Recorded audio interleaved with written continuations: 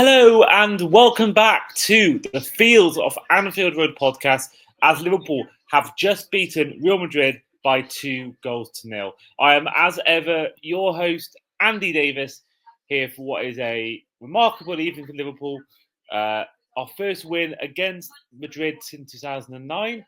Whilst it wasn't quite the 4-0 we had back then with Gerrard and Torres and co, it was still oh so comfortable. It really was. For me, to have no save required by the Madrid goalkeeper is quite something, and to have no shots on target as well, if the stats are right telling me that, then it's an unbelievable achievement. An unbelievable achievement by Liverpool.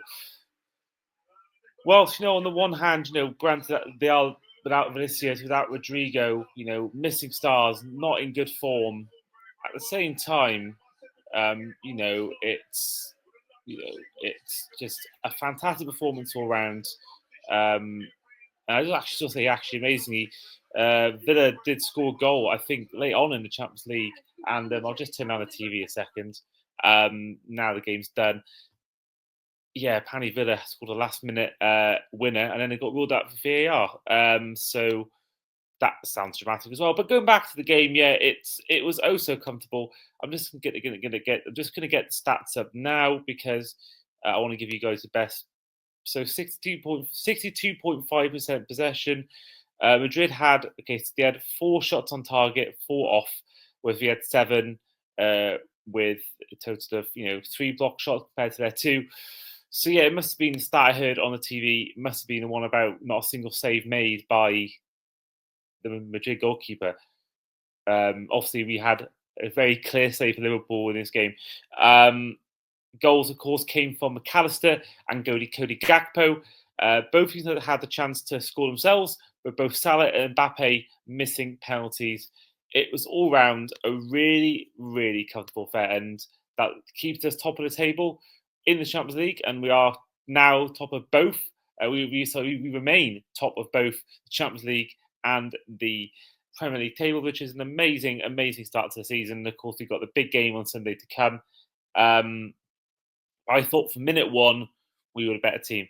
There was early points in the game. There was the Núñez chance 5 minutes in where Mbappé loses the ball incredibly easily. And then after that, we go down the field. Núñez forces a save from Courtois, and then it was a youngster who ended up making the clearance off the line. It could have easily, couple inches more and have been over the line. It was that close to doing that. And I think really that was sort of set the tempo for the rest of the game because I don't recall too many chances really from Madrid coming their way. I mean, I remember putting the pressure on early on. There was a point in the game where we were putting loads of pressure on the defence and they were starting to panic a bit at the back. And I think all around there was just some really sloppy passing from Madrid. Mbappé was guilty of it.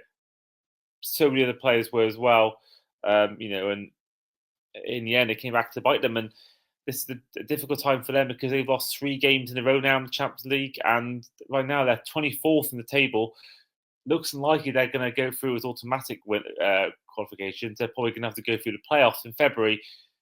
Of course, by that point, they may have players back. They may have found their groove. So we shouldn't really rule them out completely. But right now, we've been, I think, us and Barcelona have been the best 2 teams in this tournament and arguably the 2 best teams in the world right now. But I thought everyone played well. I thought Bradley played really well. I'll get more into his assist later on, but I thought he was fantastic from start to finish. And all the talk of Trent leaving for Madrid. I mean, first of all, why would he leave Madrid right now? After seeing how they played against us and how we played against them, would Trent want to leave after that? Maybe not. If he is to leave, then of course Bradley will be the guy to step in, and I thought he was really good. Obviously went off with that apparent hamstring injury. Now I don't know what. Obviously, it's too early to tell what the extent of that injury is, whether it's a good injury or not. But I think we can look at that performance and how well he played, and and just look at he is the guy to replace Trent. If Trent is to leave, then we've got the perfect guy to come in and replace him. I thought he was fantastic, and really everyone was good. I mean, there was a I think 3 of the 4 of the back 4 were excellent. I mean, Van Dijk, for the penalty that Madrid got, had an excellent little touch, which originally evaded the danger. And Konaté was, as always, I think he has the odd stinker, he has the odd bad game. I mean, on the weekend he was pretty bad, but I think you look at the the overall how he plays, and just he's been excellent this season. He's been so good this season. He was brilliant tonight as well. Really didn't give Mbappé much of a breather, same as Conor Bradley. And I think that's something I want to touch on because, I said this to a friend, Greg, during the game, that is buying Mbappe the worst thing the club did. Now, I'm fully aware that Ronaldo struggled in this first season, ended up going out and having what is an amazing career there, and arguably their best ever player, that probably is their best ever player, play for the club. So I think we can't really write him off after 4 months or whatever it's been so far. But I kind of think that they won the Champions League last year with that settled front three of Bellingham as almost a false nine. You had Vinicius Junior on the left, and you had Rodrigo on the right. And I went to the game a few weeks ago when he played Milan. They looked really poor, and Mbappe was shocking then. He was shocking tonight, and you see him for the chance early on that Nunes had, just losing the ball so lazily, and he didn't seem that bothered either. And they showed before the game the Madrid players were getting ready to come on the pitch to train, next to Rio Ferdinand and Jules Breach, and Ferdinand pointed out that he looked nervous. And he did. He looked really nervous. He was pacing up and down the locker room. Sorry, the sort of I don't know what the term is. Not the dressing room, but where they come out, the tunnel. Yeah, the tunnel. Waiting in the tunnel to come out to train. He looked nervous. He was pacing around, didn't look comfortable. And he was really poor all day. And I think that it's a credit goes down to that defence and how well, particularly Bradley and Konaté played on the side that he would cover.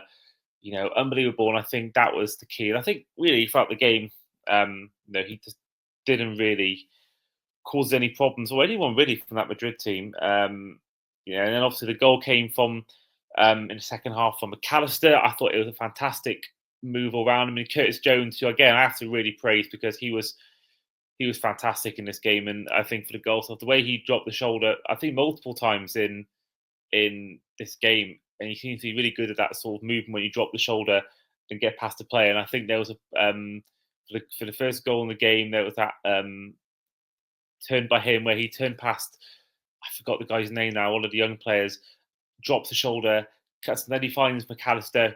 1-2 is Conor Bradley, and then MacAllister finds the goal with the finish.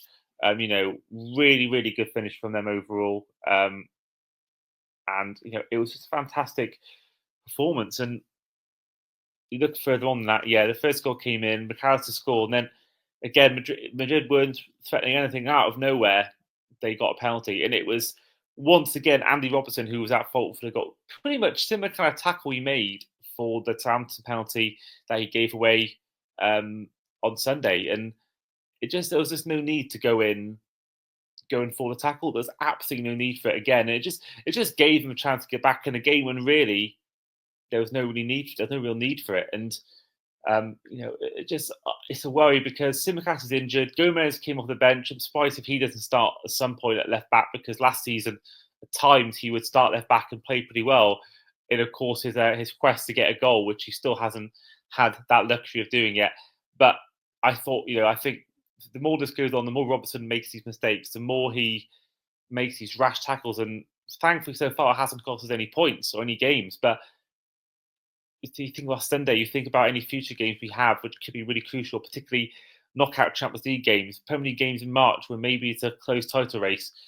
We're going to need him to be on his best, and right there, and right these last two games, really all season he's been pretty poor. You think of the second goal for Arsenal against us back in October, and it's a worry. And he is 31, so he is probably at an age where he probably is going to decline. But Tsimikas, I think, deserves, when he's back fit, way more of a chance. Same as Joe Gomez when now he's available. I think personally, we need a long-term plan. I think Tsimikas is that, but I think short-term we need that plan as well, because Tsimikas is not injured, is not fit at the moment. So penalty got given.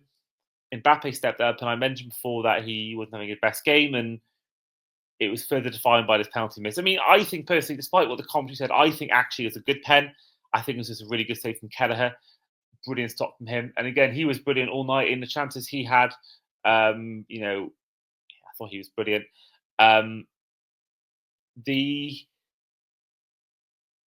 the penalty miss was bad, but like I said before, Kelleher's save was fantastic. And if I'm honest, he might be good. I've never seen him play. I've been to a game where he played. I went to the Mestalla in March when I'm assuming he played. I think he did, but I wasn't really focusing on him back then because there was no talk about him going to Liverpool. If he was due to come, and he signed already, that point I would have taken a lot more interest in him. But I've never seen him play, so he might be really good. The reason why probably Slots paid that money for him. But Kelleher, man. I mean, if we're going to get rid of Allison, which I don't agree with, because he can probably play for the next 10 years, albeit I know he's a bit injury prone. But Kelleher has been such a good deputy and such a good stand-in, and I'm aware that he might, want to himself play more games and have a starting role somewhere. But I think if we're trying to get rid of him, then I think it's a really ridiculous move because Kelleher, I think there's one game against Sheffield. Was it Fulham or Sheffield United where he had a few mistakes? It might have been Fulham. It was that 4-3 when Trent scored and Endo scored late on. But he made some mistakes in that game. But apart from that, he's been pretty mistake free since joining the club, since getting sort of opportunity to start. And why would you not want to keep him? He knows the club inside out. He's been there for years and years. He's been a key man, and he's been such a good player, an option we've had in cup games or when Alisson's been injured. And I think Marmadashvili, he could be good. He could be the next best, the next Courtois, the next best thing. But you never know. He could be a Claudio Bravo. So for me, yeah, Kelleher, I've got to praise him a lot because he's done so much in Alisson's absence. Early October was when Alisson went down, and Kelleher has been in ever since. And it's happened before in previous seasons where Alisson's been out, and Kelleher has done really not a lot wrong. And again, I thought the save was fantastic and to stop Mbappé. And then switch over to our side, a penalty miss from Salah, and it was a clear-cut penalty. I mean, Salah was brilliant for the build-up to the penalty. Drove through that defence. Mendy with the foul.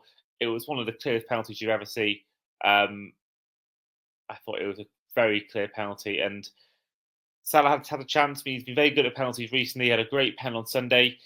And I said it before in the last episode, I don't think he's great at penalties, and I think that shows it then. It was a really poor penalty, hitting the bar. Sent the keeper the wrong way, but ultimately hit the bar. And I don't know why MacAllister doesn't, take more penalties, because whenever he's been involved, taking penalties, he's been really, really good. And Milner obviously is not there anymore, and he was obviously the best taker penalties I've seen ever at the club. He was fantastic. But that was not at all a good penalty from Salah at all. Didn't matter in the end, but it could have. And let's look back at the penalty missed against Leicester the year we lost the league to City in 21-22. I mean, obviously, butterfly effect, things could have been different, but you can't help thinking that could have, there may have been a penalty that was scored that could have actually won us the league. But bygones be bygones. That was a few years ago now. But I think Salah, obviously he wants to get goals, and he's got. I think they had a stat on before the penalty was taken against Southampton that he had a 84%, 83% conversion rate for penalties, and he's taken quite a few. Just looking now at that on the replay on the TV, the Robertson penalty, and again, it's just absolutely ludicrous of a tackle there. Not quite as clear cut as the Mendy, but you look at the replay there, and there's no way it could be anything but. And Slots there, he was complaining to the referee, but I'm not sure why. And Mbappé with the stuttered step up, I think it was a good penalty personally, but I've never agreed with these kind of penalties that that penalty takers take. Jorginho was good at it, but that's really about the only player I've seen that's done it consistently with that step up technique. Then of course a bit of time at Madrid were looking like they were going to try and attack us and cause a threat, but they didn't really. And then the second goal came in from Cody Gakpo. It was a fantastic cross and equally a great header from Gakpo, and really that sealed the game. And there's no real way back for Madrid, and that's when the game ended at 2-0. And Gakpo, I want to give a lot of praise to because he's a guy that I slated a lot, particularly late on in the season last year when the title bid was collapsing. I remember after the Man U game in the league, I think it was I think it was the league more than the FA Cup, saying that I'd sell him tomorrow morning. And looking back now, I just want to apologise to Cody Gakpo because he's been fantastic this year. He's scoring a lot of important goals, and this one was another important goal that he scored. And whilst I don't think he's quite at a level to start every week, but then normally, but I think this season he's been fantastic. And I think for Sunday, looking forward, he didn't start the game. He came off the bench. I think that's earmarked towards potentially him starting on Sunday. Now Diaz didn't come off at that time. Nunes went off. Gakpo came on, and I think that's where we are at on Sunday. I think we'll probably see a Gakpo, Nunes, and Salah front three with Diaz off the bench. We can hopefully see him do the similar thing to what he did last year and cause Walker some problems off the bench if Walker starts to tire. And I think that's where we are. That's where I think we need to go down the route of on Sunday. I think get Gakpo on the left, causing some problems for Walker. Get Nunes in the middle, and then you can bring Diaz on the bench later on in the game to get out these tired legs. And I think that's a really exciting prospect. City again dropping points again yesterday in the Champions League. They fell 3-3 after being 3-0 up. Incredible game. Now I don't know whether I was watching Bayern PSG and they didn't show any scorelines on updates for that game. They showed the Arsenal update. They showed other games. So I'm guessing it was on Amazon Prime. So I didn't get to watch it. But it sounds a tremendous collapse. Again, they're just showing the Salah penalty here. Amazing when he just almost went past Mendy with ease, but Mendy obviously took out the man, obviously got a yellow card, and didn't matter too much because he didn't score. But we still won, and we're perfect in the Champions League now. We've won every game. We're top of the table. I want to get the table up now as well because we can't be far off from qualifying automatically for the knockouts. I mean, so the top 8 go through. But I want to say, by the way, I like this new format. I think it adds more drama. I think it just means that, it just requires... Oh, Martin Skirtle's there as well, next to Salah's wife. I think it just adds a lot more drama and just adds a lot more jeopardy. And, beforehand, you sort of knew the teams that are going through in the group stage, but now it sort of adds that jeopardy because Madrid are currently... Where are they in the table? So they're currently... Literally, amazing. There's a threshold point for the top 8. So Arsenal 7th, Monaco 8th for the 9th. That eighth line separates the playoffs from the automatics. And then looking at the threshold between playoffs and non-playoffs and being eliminated, 24th is the point where you just make it in, 25th is the point where you just make it out. Those two teams are Real Madrid and PSG. Who'd have thought starting it you'd have Madrid and PSG as these two teams? Incredible. Now, it's still a good time left to go. There's still 3 games left. That means they've got maximum of 12 points.